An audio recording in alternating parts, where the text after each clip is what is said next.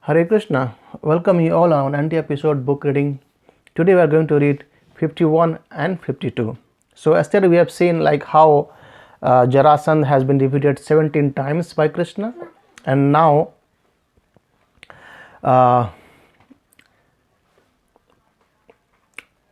we'll see chapter 51, that is the deliverance of Muchukand.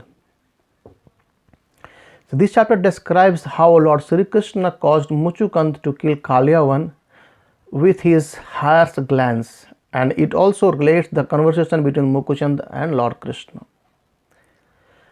After placing his family members safely within the Dwarika fortress, Sri Krishna went out of Mathura. He appeared like the rising moon, and Kalyavan saw that Krishna's brilliant affluence body matched Narad's description of the Lord, and thus the Yavana knew he was the personality of Godhead.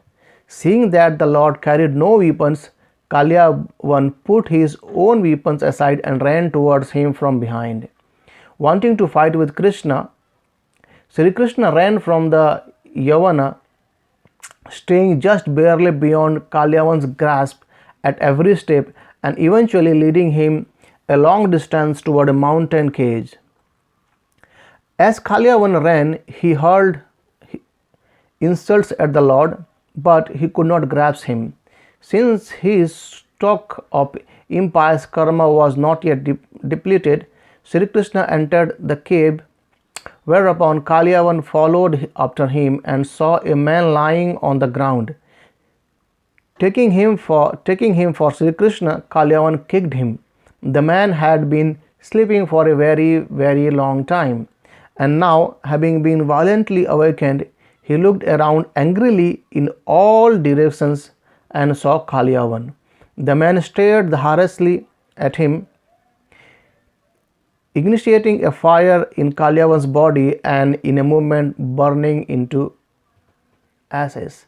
So, the thing is that Muchukand, he was a king, and sometime long back he has actually helped all the demigods to fight with the demons, and after defeating those, and the demigods, all the devatas, they asked him for a boon, and Muchukand told, I am very much tired now by fighting, I want to sleep, and give me a boon that whomsoever makes me awake, and if I see him at the very sight, he becomes to ashes.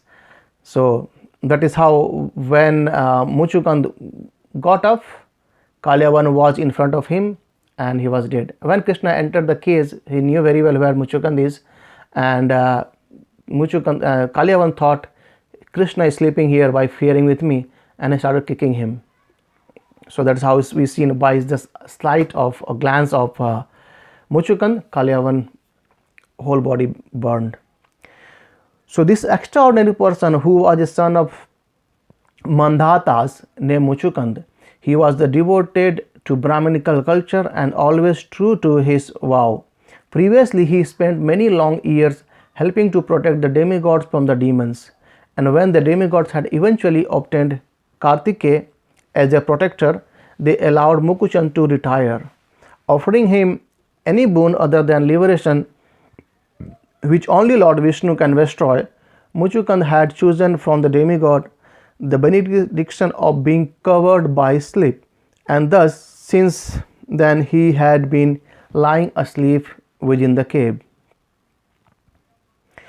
Upon Kalyavan's immolation, Sri Krishna showed himself to Muchukand, who was struck with wonder of seeing Krishna's incomparable beauty.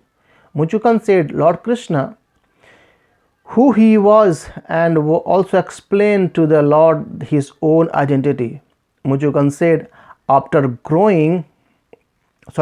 asked Lord Krishna who he was and also explained to the Lord his own identity.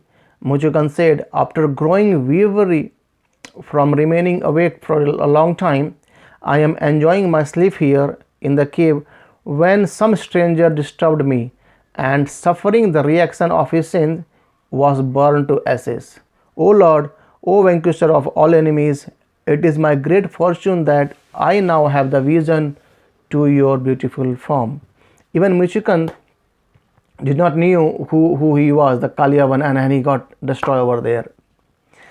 So Lord Sri Krishna then told Muchukand who he was and offered him a boon. The wise Muchukand, understanding the futility of material life, asked only that he might be allowed to take shelter of Lord Sri Krishna's lotus feet. Pleased at this request, the Lord said to Muchukand, "My devotees are never entangled by material benedictions offered to them.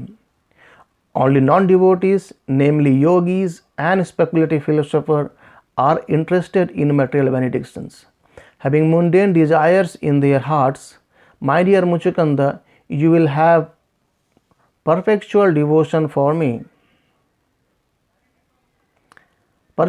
Perpetual devotion for me. Now, always remaining surrendered to me, go perform penances to eradicate the sinful reactions incurred from the killing you had to do in your role as a warrior.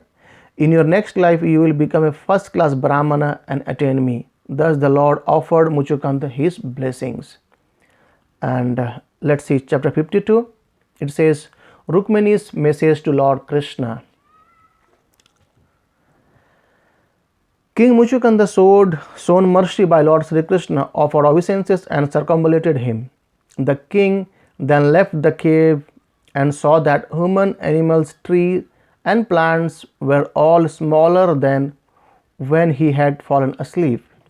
From this, he could understand that the age of Kali was at hand. Thus, in a mood of detachment from all material association, the king began worshipping the Supreme Lord Sri Hari.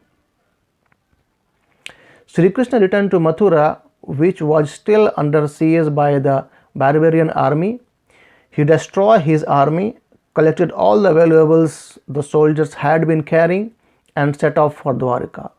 Just then Jarasandha arrived on the scene with a force of 23 Akshwini Sena. So Lord Balrama and Lord Krishna, acting as if fearful, left their riches aside and ran far away. Because Jarasandha could not appreciate their true power, he ran after them. After running a long way, Rama and Krishna came to a mountain named Pravarshana and proceeded to climb it. Jarasandha thought they had hidden inside a cave and looked all over for them. Unable to find them, he built fires on all sides of the mountain. As the vegetation on the mountain's slopes burned into flame, Krishna and Balrama jumped off the peak.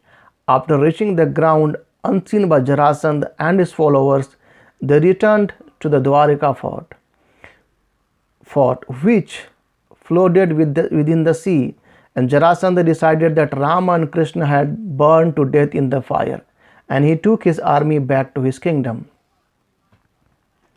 At this point, Maharaj Parikshit asked a question, and Srila Sukadeva Goswami responded to it by beginning to narrate the history of the marriage of Lord Krishna and Rukmini.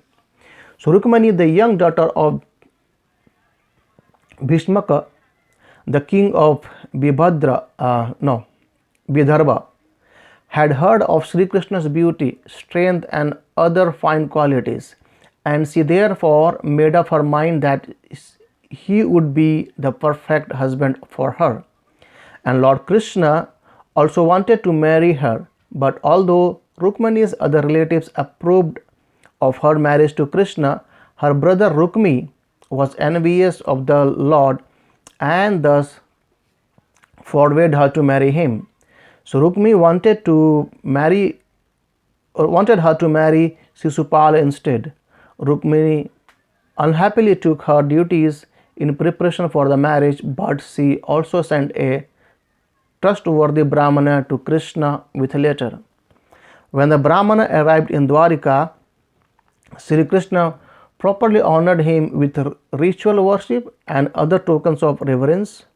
The Lord then asked the Brahmanas why he had come. The Brahmanas opened Rukmani's letter and showed it to Lord Krishna, who had the messenger read it to him.